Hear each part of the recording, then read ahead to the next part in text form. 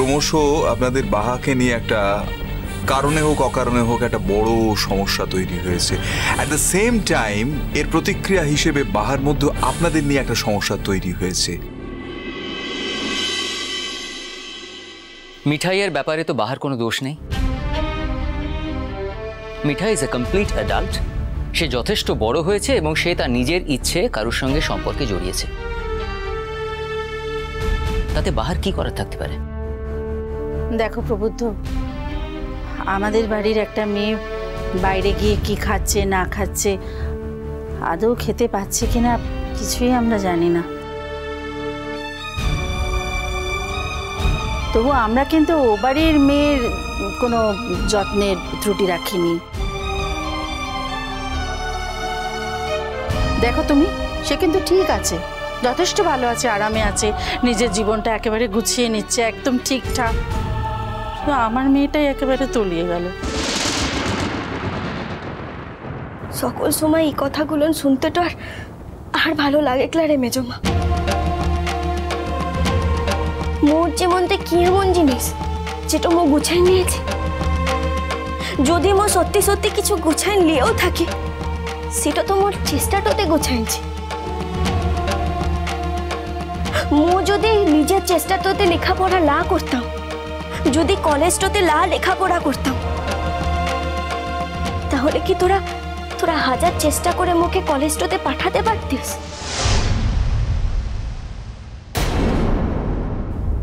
পারতিস না। মু যেমন তোদিকের কৃতজ্ঞতাটা কোনোদিন অস্বীকার করিলাই, তেমন মোর চেষ্টার কথাটাও তোরা অস্বীকার করতে পারিস না। মেজো বৌদি, এটা সত্যিই খুব আনফরচুনেট। আপনাদের মেয়ে মিঠাই খারাপ আছে বলে বাহাকেও খারাপ থাকতে হবে? মানে মিঠাই ততটা ভালো অবস্থায় নেই বলে বাহার সচ্ছলতাটা বাহার অপরাধ হিসেবে গণ্য হবে? কেন বুঝতে পারছেন না? কেন বুঝতে চাইছেন না ইনফ্যাক্ট যে বাহা যেমন লড়াই করে তার জায়গাটাকে আদায় করে নিয়েছে, মিঠাইও তেমনি ভবিষ্যতে তার জায়গাটাকে তার নিজের যোগ্যতায় লড়াই দিয়ে আদায় করে নিতে পারে। আর তাছাড়া মিঠাইয়ের লড়াইতে যখন আপনাদের দরকার ছিল তার পাশে থাকার, আপনারা সেটা থাকেননি, বরং তার উপর রাগ করে তাকে দূরে ঠেলে দিয়েছিলেন। সেটা কিন্তু আপনাদের দোষ ছিল, আর সেটা আপনারা মেনে নেন না কেন? তোমাকে কি বলবো প্রবুদ্ধ, তুমি আমাদের কতটা বুঝতে পারো আমি জানি না, কিন্তু ধরো এই যে আমার মেয়ে, যাকে সেই জন্ম থেকে এত আদর যত্ন দিয়ে বড় করলাম, সে যে নিজের জন্য এমন একটা জীবন বেছে নিল, এটা যে আমাদের পক্ষে সহ্য করে নেওয়া কতটা কষ্টকর।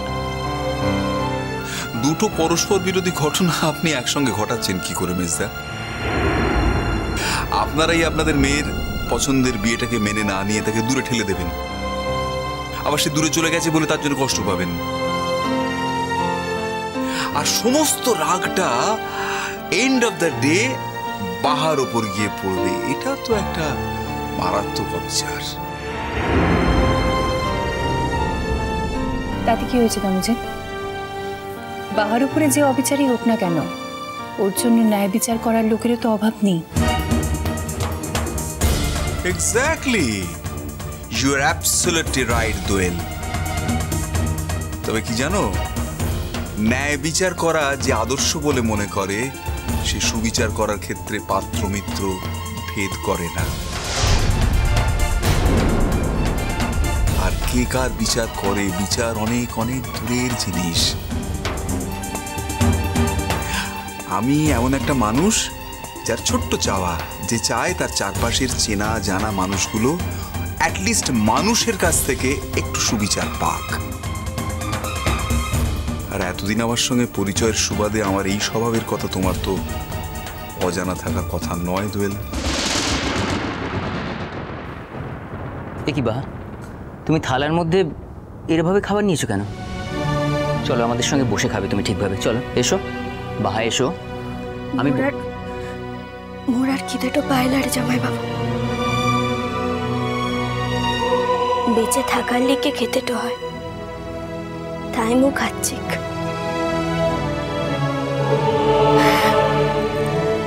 তো মুখে লিয়ে ভাবিসলাম মোর খাওয়াটো হয়ে যাচ্ছে, শুধু একটু কথা বলবো,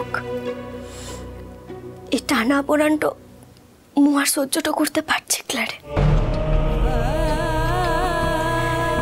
যে মানুষগুলাকে মু নিজের বাপ মাটো বলে ভাবতাম, যে মানুষগুলার মুখে নিজের মেয়েটো বলে ভালোটো বাসতাম, সেই মানুষগুলান একটু বদলাই যায় না রে বাহা, আমরা কেউই বদলে যাইনি। আসলে তুই নিজের বদলটা দেখতে পাচ্ছিস না তো, তাই কথাগুলো বলছিস। লা বড় মা, মু এইটুকুও বদলাই নাই রে। মু আগুতে যেমন ছিলাম আজও তেমনই আনছি। দুদিকে দেখার চোখটা বদলাই যাচ্ছে। তোরা সকলে আগুর চোখটা দিয়ে মুখে দেখ, দেখবে মু একই রকম আনছি যেমন প্রথম দিনটাতে ছিলাম।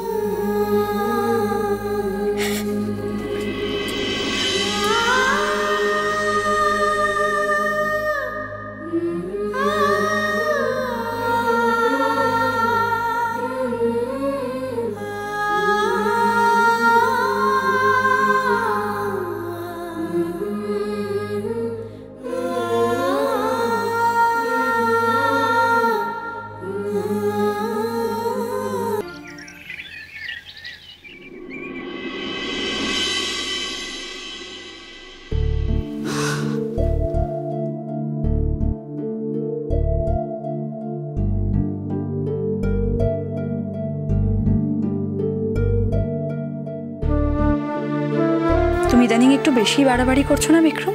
তুমি সবসময় আমায় এত ধমকাও কেন ম্যাম সাহেব? আফটার অল আমি তো গেস্ট হিসেবে একটু সৌজন্যতাও দেখাতে পারো। আচ্ছা, তোমার সমস্যাটা কোথায়? আমি এখানে এসেছি বলে? আগে জানলে তাহলে বাইরে দেখা করতাম কোথাও।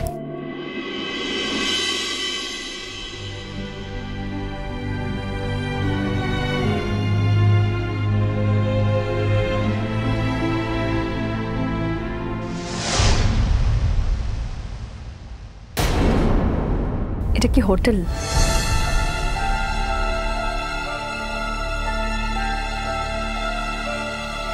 এই অসভ্যতাটা কেন করছো তুমি আমার সঙ্গে? আমি অসভ্যতা করছি? কোনটা অসভ্যতা? একটা কথা বলবে না, একটা এক্সট্রা কথা তুমি বলবে না। কটা বাজে এখন ঘড়িতে? আমি কি বাচ্চা ছেলে যে আমায় ঘড়ি দেখাচ্ছ? একটা বাড়িতে থাকতে গেলে তার একটা মিনিমাম ডিসিপ্লিন থাকে, সেটা কি তোমার জানা আছে? এখন জানলাম। আমি বলে দিও যে কটা অবধি বাড়িতে ঢোকা এলাম, যদি তার মধ্যে ঢুকতে পারি তাহলে ঢুকবো, না হলে ফিরবো না। বিক্রম, তুমি তো এই মুহূর্তে কোনো কাজ করছো না। এমন নয় যে কাজের চেষ্টা করছিলে, ঘুরছিলে, সেই জন্য তুমি বাড়ি আসতে পারোনি, তাই তোমার মুখে এই কথাগুলো মানায় না। হ্যাঁ, ঠিকই বলেছ। আমি তো সে অর্থে কোনো কাজও করছি না, রোজগারও করছি না। আর লোকে আমায় খুব একটা কাজের ছেলে বলে বিশ্বাসও করে না। আমার মতো ছেলেরা রাস্তায় রাস্তায় ঘুরেই তো বেড়াবে, আর কি করবে। ঠিকই বলেছ তুমি। আগামী দিনেও যে আমি খুব একটা কাজ করব সেই গ্যারেন্টিও দিতে পারছি না। কেন? আমি না বললে কথাটা তুমি জানতে না, না ভুলে গেছি? না, আমি তো সেটা জানতামই, কিন্তু তুমি আমায় অন্য কথা বলে ভুলতে সাহায্য করেছিলে, সেটাই ভাবছি। অন্য কথা কি বলেছিলাম আমি? মিষ্টি কুটুম মিষ্টি কুটুম মিষ্টি কুটুম।